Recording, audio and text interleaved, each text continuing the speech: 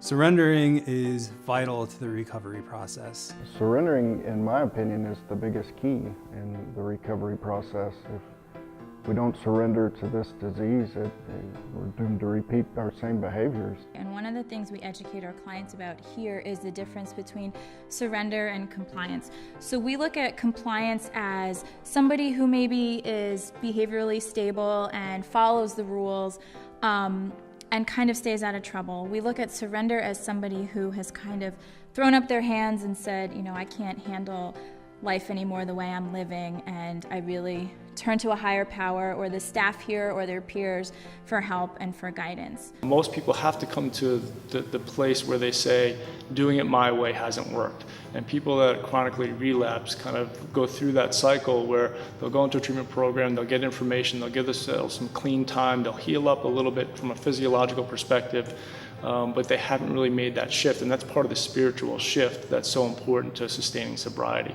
Surrender is sort of a negative word.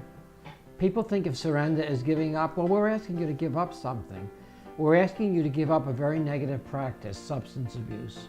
Until a person realizes that substance abuse is doing them in, they're not going to make progress. So that willingness to surrender in so many literal day-to-day activities, to follow a particular direction, to show up when we ask them to show up, to make their beds and keep their rooms clean, to wear a jacket and tie to dinner for the meals, to change their room when we ask them to change their room. That willingness to do whatever it takes is incredibly important. If they do that here and they do it for a sustained period of time, it's much more likely that when they get out into the real world and they're facing the adversity that life has, that they're able to then turn towards people in their fellowship, people in AA or NA, their sponsor, etc., and be able to be willing to follow a direction.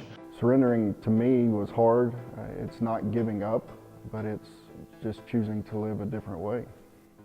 Understanding what it actually takes to heal is quite difficult because it requires some major life changes. It requires major personality changes, behavioral changes.